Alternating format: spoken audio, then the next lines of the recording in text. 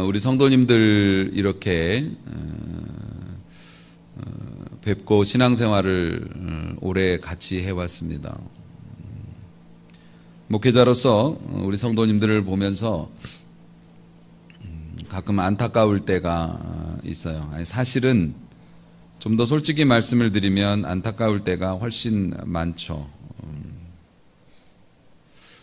우리 성도님들은 특히 우리나라 분들은 더 그렇습니다만 워낙 양반이시고 또 점잖으셔서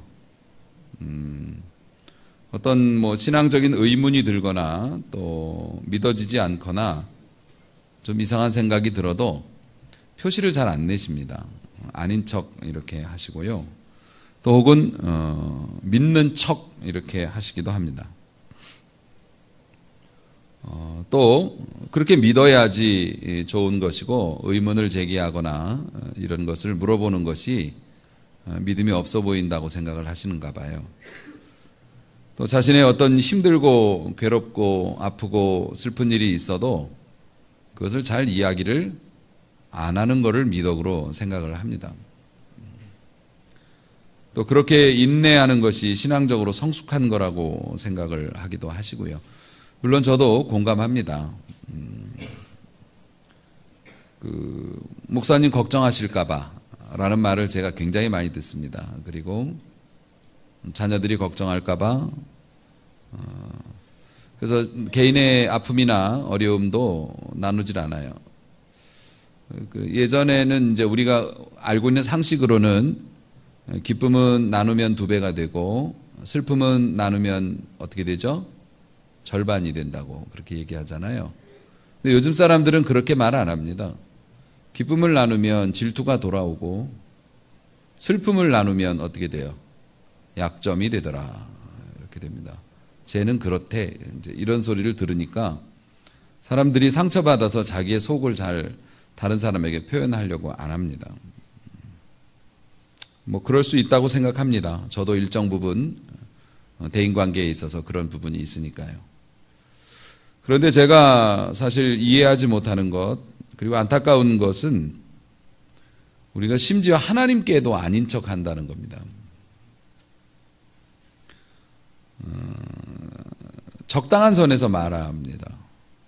우리가 기도의 자리 개인적인 기도 시간에도 굉장히 우아하게들 기도하시죠. 그리고 형식적으로 제가 이렇게 어렵고요. 제가 이렇게 힘들고요. 도와주세요. 몇 마디 하고 그냥 주섬주섬 일어나기 바쁩니다. 그런데 여러분이 가령 어떤 문제에 대해서 억울하다든가 어떤 문제에 대해서 막 힘들다든가 이럴 때 친한 친구를 만나거나 또 혹은 배우자에게나 털어놓을 때 보십시오.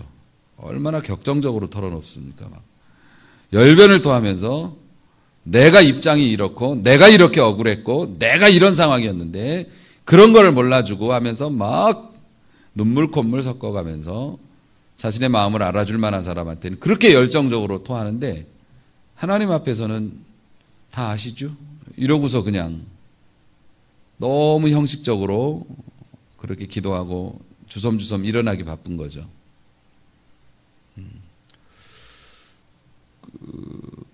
하나님을 향한 감정과 자세가 정직하지 못한 분들이 많습니다. 과연 그게 믿음이 좋은 것일까요? 하나님 앞에서조차도 그냥 제가 알아서 할게요. 기분이 좋지 않습니다. 이러고 만다면 그게 믿음이 좋은 것일까? 어찌 보면 우리 신앙의 장기적인 슬럼프의 원인이 거기에 있는지도 모릅니다. 여러분들이 지난날에 신앙을 한번 자신의 신앙을 되돌아보십시오. 좋은 신앙을 이렇게 가지고서 한 개씩 까먹으면서 점점 말라가고 있지 않습니까? 혹은 내가 별로 신앙이 없었는데 요즘에 한 개 붙여가지고서 늘려가고 있는 신앙입니까? 만약에 예전에 받은 은혜를 한 개씩 까먹으면서 명맥만 유지하고 있는 신앙이라면 그 원인을 주변이나 교회에서 찾지 말고 하나님과 나와의 관계에서 찾아야 하는 것이 맞다고 저는 생각합니다.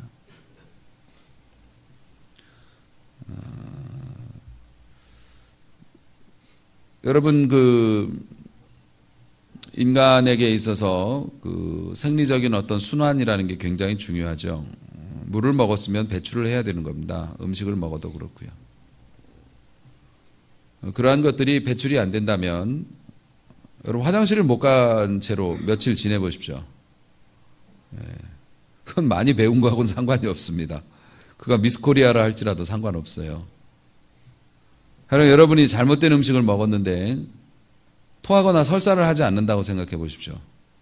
그럼 여러분의 육신의 생명에 지장이 올 수 있습니다. 토하는 것은 정말 불쾌한 경험이고 다시 겪고 싶지 않은 일이지만 내가 살기 위해서 토하는 거예요. 그럼 몸이 거부를 하기 때문에. 이게 내 몸에 있으면 안 되니까 빨리 내보내야 되겠다. 그래서 비정상적인 방법으로 급하게 배출을 하는 겁니다. 위가 됐든 아래가 됐든. 만약에 그러한 배출, 토함이 없다면 그 몸이 어떻게 유지가 될 겁니까?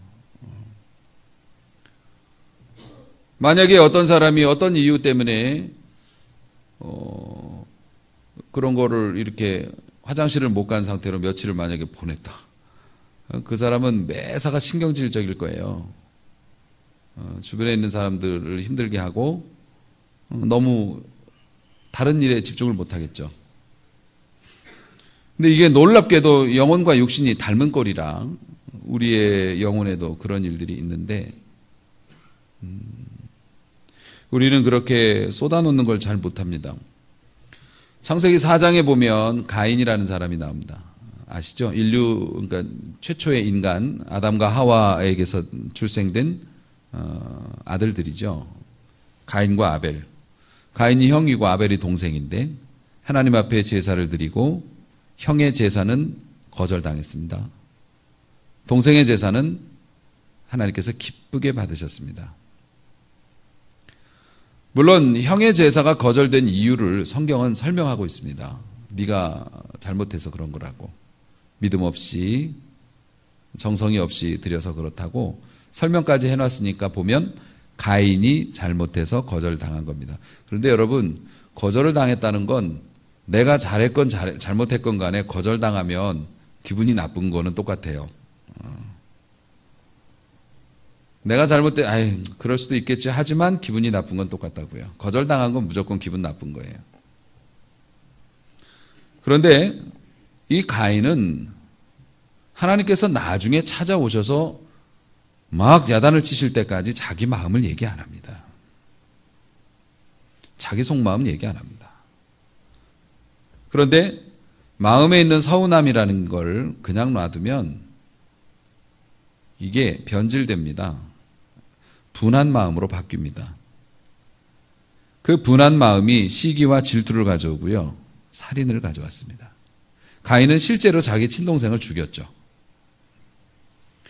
여러분의 마음속에 있는 여러분이 잘못해서 받은 상처든 잘해서 있는데도 받은 상처든 여러분은 마음 안에 있는 것을 처리를 못하면 이게 내 밖으로 배출이 안 되면 이게 없어지지는 않습니다. 설령 내가 기억 속에서 잊었다 하더라도 시간이 많이 지나서 그 일을 잊었다 하더라도 이건 없어진 게 아니고 저장이 되어 있는 겁니다. 그래서 어떤 다른 상황이 생기면 이 저장되어 있던 것들이 다 한꺼번에 몰려 나와 갖고 나를 파멸로 끌고 갑니다. 남을 죽이기도 하고 자기를 죽이기도 합니다. 저금할 게 따로 있죠. 원한과 서운함과 섭섭함을 저축하면서 살면 안 되죠. 인간의 마음이 우주보다 넓어서 어렸을 때부터 받은 상처와 어떤 그런 것들을 이게 보관하고 있는 경우가 많습니다. 자기도 몰라요. 그게 있는 줄을. 그런데 자기가 극한 상황에 도달하게 되면 예전의 상처들이 다 몰려 나와서 나를 에워싸서 나를 파멸로 끌고 가죠. 가인은 그 하나님 앞에 받았던 그 서운한 마음이 분한 마음으로 바뀌고 시기 질투 결국에는 이런 만약에 가인이 서운한 감정이나 어떤 쓰린 마음을 하나님 앞에 털어놓았더라면 죽이지는 않았을 거라고 생각이 되어집니다. 세상을 살다 보면 어찌 서운한 게 없겠습니까? 서운한 게 없는 인생이라는 게 있을 수가 없습니다. 안 그렇습니까? 늘 우리는 불량식품 같은 그런 것들을 먹게 돼 있습니다. 괜히 지나가다가도 욕을 먹는 세상인데요. 사랑하는 사람에게도 서운한 게 있고 부부나 친구 사이에서도 상처를 받습니다. 목회자에게도 상처를 받고 서운한 게 있죠. 심지어는 하나님께도 서운한 게 많죠. 내가 대놓고 하나님께 뭐 원망은 못하지만 원망하면 안 된다고 그래서 하나님께도 서운한 게 많습니다. 그런데 그거 처리가 안 되면 계속 우리는 여기저기서 힘들고 서운하고 아쉬운 상황들을 맞이하면서 사는데 이거를 처리할 방법이 없다면 우리가 어떻게 되겠습니까? 나중에는요, 괴팍해집니다. 비정상적인 사람 됩니다. 주변을 힘들게 하고 건강한 삶을 못 살아요. 여러분 서운할 때 어떻게 하십니까? 가슴에 두고 있습니까? 가슴에 두면서 소중하게 물 주면서 키웁니까? 아닙니다. 이 가인 같은 경우에는 이제 너무 안타까운 일이 됐지만 또 열왕기서에 보면은 자신의 그 마음을 잘 하나님께 표현해서 큰 은총을 받은 사람이 있죠. 여러분 누구를 꼽을 수 있을까요? 자신의 연약함을 잘 고백하고 하나님의 큰 도우심을 받은 사람. 여러분 표정을 보니 알 수도 없지만 알아도 말하고 싶지 않다. 뭐 이 정도인 것 같은데 성이 엘씨인데 엘리야라고 하는 선지자입니다. 엘리야는 최고 정상에 있을 때 추락을 했죠.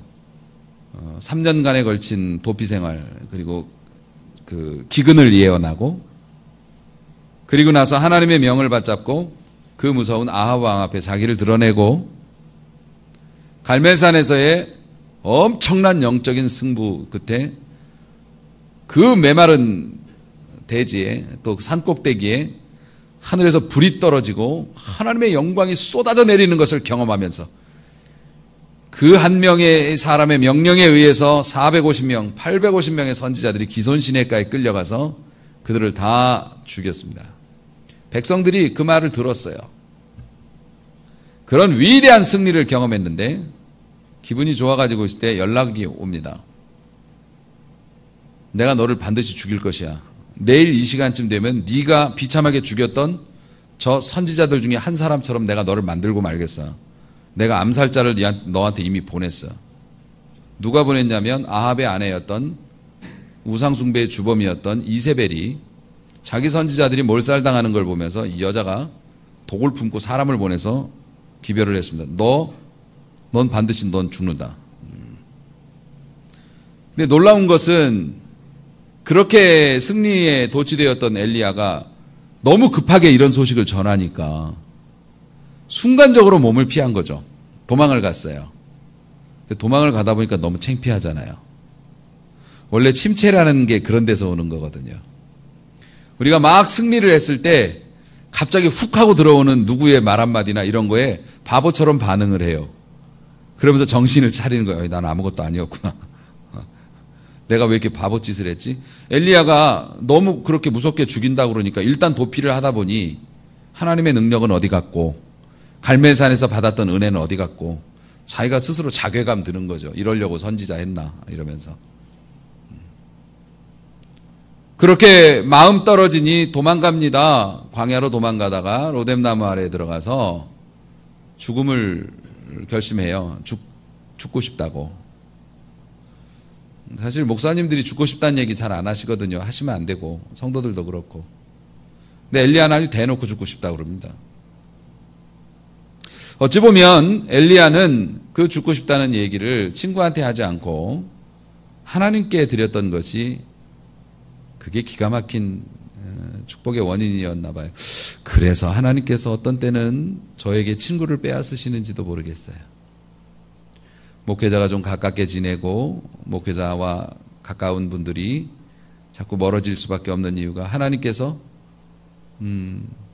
네가 가까워지면 거기에다 대고 네 마음을 쏟을까 봐 그런다 그러시는지도 모르겠네요. 엘리야는 광야에서 사람도 없었죠. 뭐. 그는 로뎀나무 아래서 스스로 죽기를 구했습니다. 하나님 충분하지 않습니까? 이제 나 같은 놈 없어져도 되지 않나요? 못났다. 그렇게 못났습니다. 그런데 하나님의 반응이 너무 놀랐습니다. 아이고. 아니, 아무런 표징도 없고 평생 하나님 음성 한 번도 못 들어본 뭐 사람이 그랬다면 뭐 이해하는데, 아니, 어제 뭐 엊그제 갈멜산에서 하나님의 살아계심을 보고 그 엄청난 역사, 그 후에 어떡합니까? 그가 갈멜산에 올라가서 아합한테 얘기하죠. 이제 3년 동안 비는 물론이고 이슬도 내리지 않았던 이 대지가 폭우 때문에 길이 막힐 거니까 마차 단단히 준비하세요. 그리고 갈멜산 산상에 올라가서 엎드려 기도하면서 조각구름부터 시작해서 어마어마한 구름이 몰려와서 막 쏟아지는 폭우. 엘리야가 흥분해가지고서 이 치마 같은 거 입잖아요. 허리를 동여 매고 마차를 붙잡고 엄청난 거리를 마라톤으로 해가지고서 그걸 수행하면서 달려가는, 이걸 겪었던 사람이 그 며칠도 지나지 않아서 여자가 그 편지 한 통 보냈다고, 죽여달라고. 은혜를 안 받은 것도 아닌데 그렇게 큰 은혜를 받고 그렇게 하루아침에 입장 바꿔서, 그리고 나서 잠들어 있는 엘리야에게 하나님이 어떻게 하십니까? 하나님께서 천사를 보내어서 밥을 배달시키셨습니다. 저는 이 부분이 마음에 들어요. 천사가 툭툭 건드려 깨웁니다. 조심스럽게 깨웁니다. 일어나라, 밥 먹어라. 이야, 이 물과 떡이 참 좋은 거예요. 물과 떡이라는 게 영적인 것도 있지만 육적인 물과 떡 말입니다.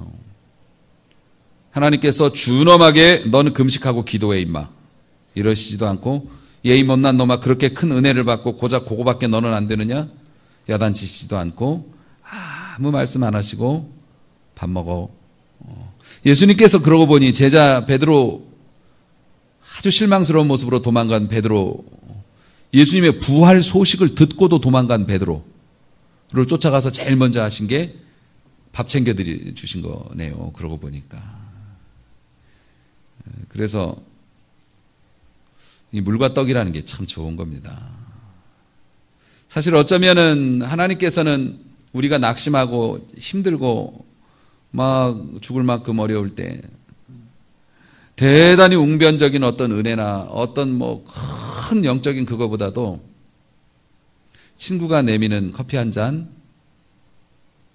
친구가 하는 밥 한 끼 우리 먹자, 오늘 밥 먹을까라고 하는 그 한마디로 우리를 돌보시는지도 모르겠어요. 아니, 사명을 받더라도 일단 좀 회복을 돼야 받으니까 하나님은 그렇게 우리 아버지시라 그렇게 우리의 체질을 하시고, 잠들어 있는 엘리야한테 물과 떡을 보내주십니다. 그 못난 모습. 그리고 먹고 또 잠들었어요. 또 깨워서 물과 떡을 보내주십니다.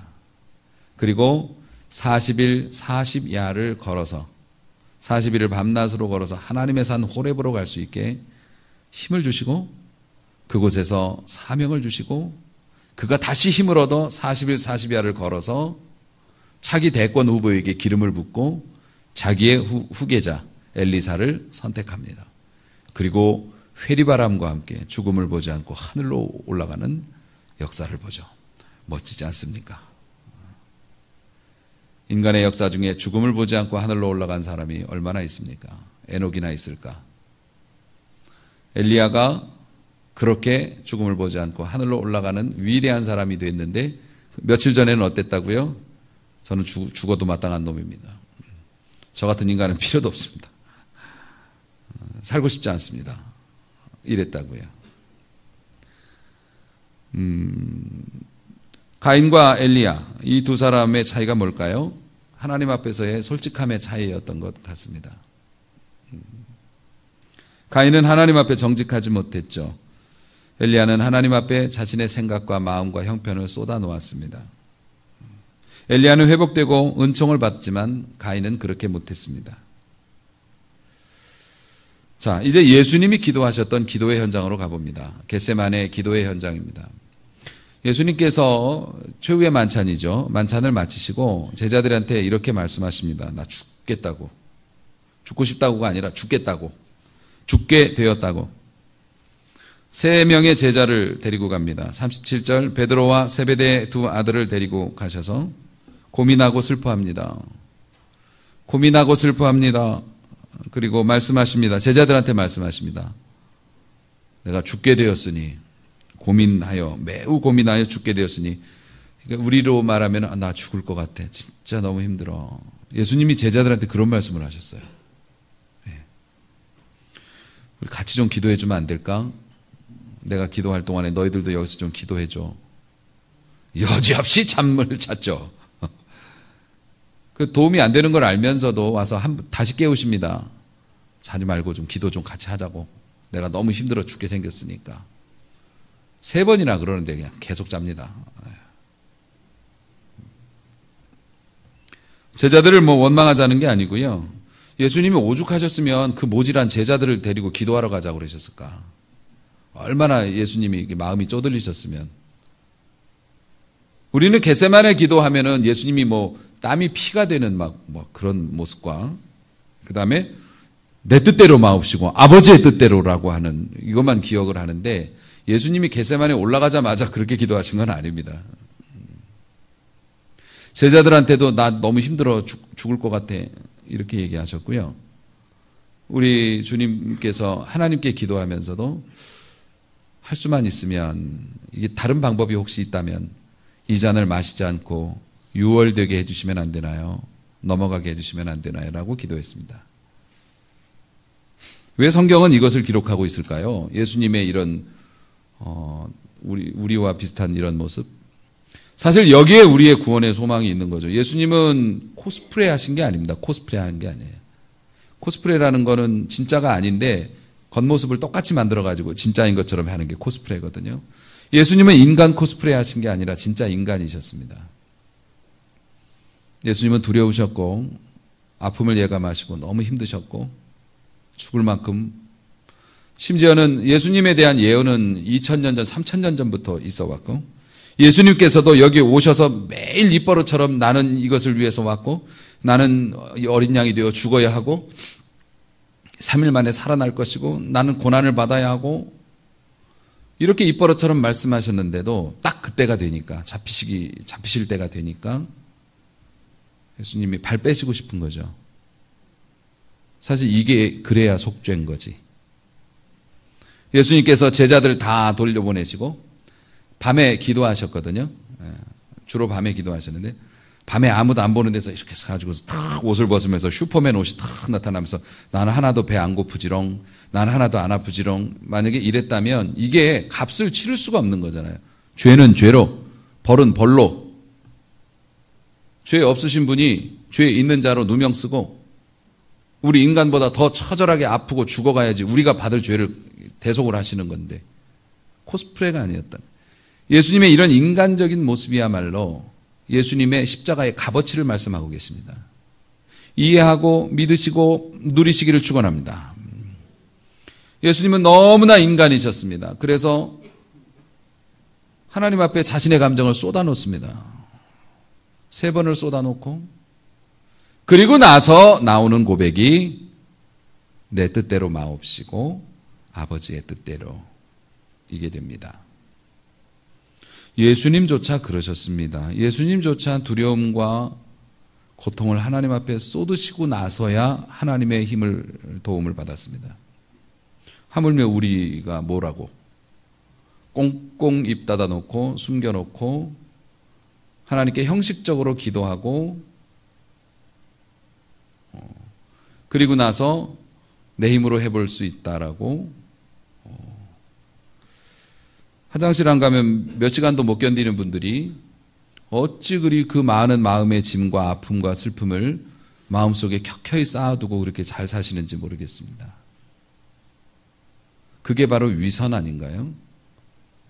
거짓말로 착한 척하는 거. 근데 그 위선에는 너무나 많은 부담이 따르죠. 그걸 유지하기 위해서 우리가 얼마나 물밑에서 발을 많이 움직여야 합니까? 우리 하나님께서는 그러지 말라 하십니다. 사랑하는 성도 여러분,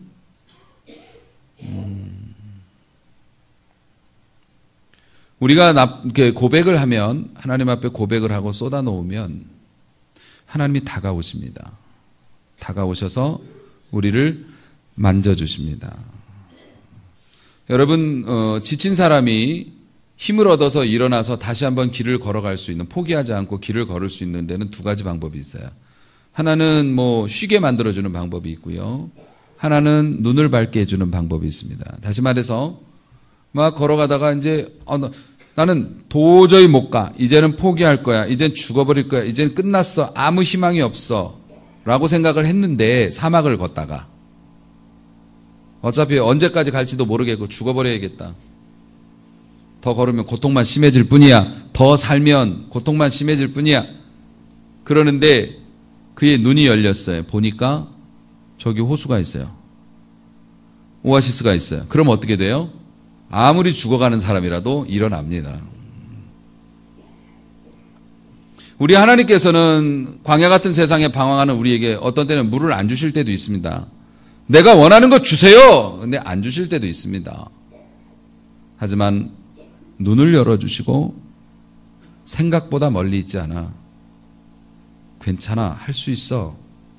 이렇게 힘을 주십니다. 이렇게 하나님이 다가와 주시면 우리가 이해하고 납득되고 보여지고 힘을 얻어서 예수님께서도 우리 하나님께 쏟아놓음으로 말미암아 하나님의 영광의 광채 안으로 들어가시고 그 안에서 다시 한번 그 샘솟는 하나님이 주시는 능력을 덧입어서 아버지의 뜻을 따릅니다. 라는 결단을 하잖아요. 여러분,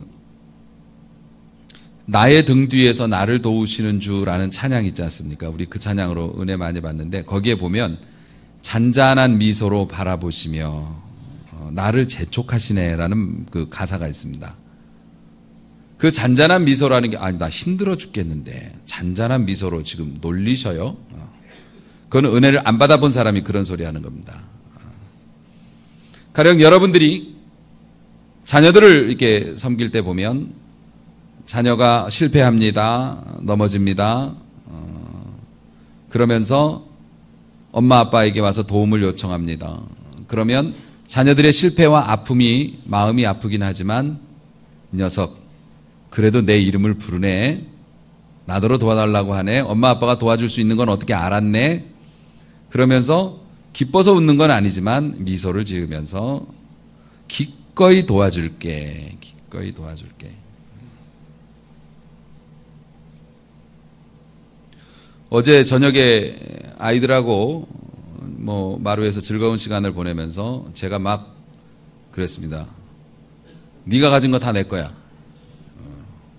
너도 내 거고 지금 네 눈에 집에 보이는 거 다 내 거야. 아빠 거라고. 그러니까 까불지 마. 이랬어요. 이건 엄마 건데요. 엄마도 내 거야. 다 내 거야. 네 악기도 내 거고 네 컴퓨터도 내 거고 다 내 거니까 내가 제일이야. 이렇게 바보 같은 소리를 했어요. 엄마도 내 거고 다 내 거야. 그랬더니 아들이 그런 얘기예요. 하지만 저는 아버지 아들인데요. 그렇구나. 나는 내 것을 유지하기 위해서 얼마나 많은 노력과 애를 쓰는데 아버지의 아들이라고 하는 그 한마디로 내 것은 네 것이 되었구나. 오히려 나는 신발도 어디서 제일 싼 걸 팔고 3만 원 이상이 넘으면 감히 살 수 없는데 너는 네 마음대로 쓰고 있구나. 네가 원하는 대로 내 것을. 우리 하나님 앞에서 살아가는 우리들이 그렇습니다. 왜 우리가 다 관리하고 우리가 유지하고 우리가 균형 맞추고 다 합니까? 내가 아버지의 자녀라는 것만 깨달으면 되는데 그렇게 고백하면 되는데 요청하면 잔잔한 미소로 바라보시며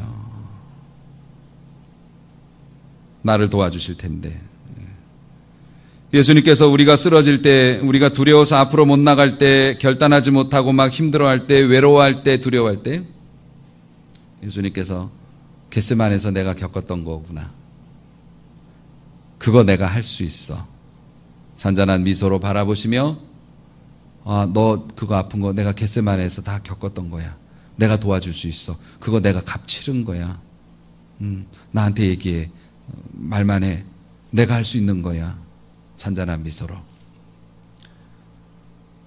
하나님 앞에 자신의 생각과 감정을 숨김없이 쏟아놓을 때 주어지는 은총이 치료의 은총이죠. 여러분 이게 말로만이 아니라 경험해 봤으면 참 좋겠는데 하나님 앞에 여러분 기도하실 때 너무 우아하게 기도하지 마세요. 부부싸움 할 때 기억나세요? 흥분해서 기억이 안 나신다고요?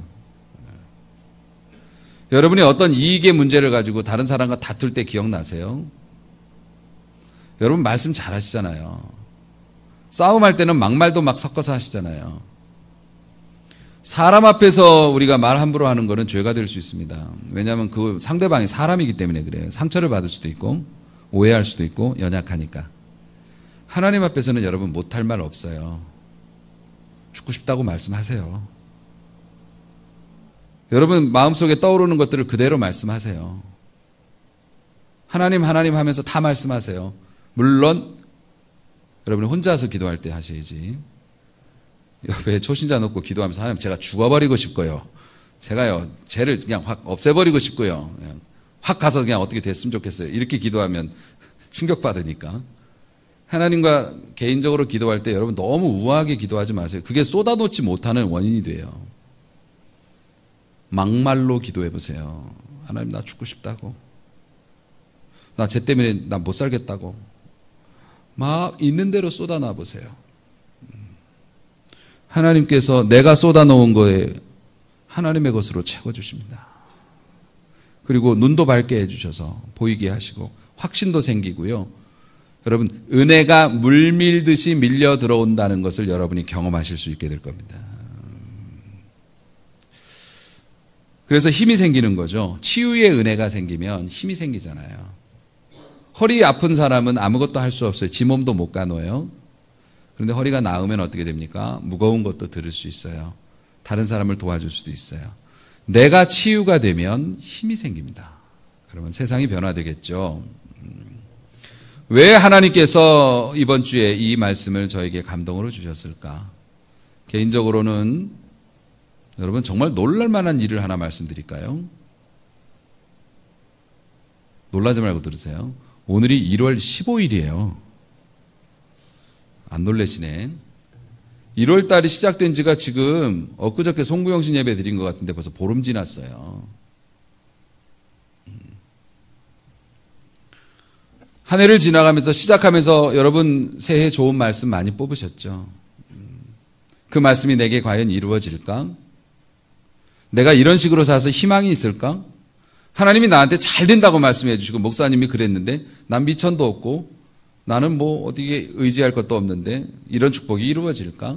이런 복잡한 생각. 날은 또 왜 이렇게 추워? 쓸 일은 왜 이렇게 많아? 왜 이렇게 애들은 속을 새길까? 왜 이렇게 불안하지? 이렇게 한 해를 어떻게 살아갈까?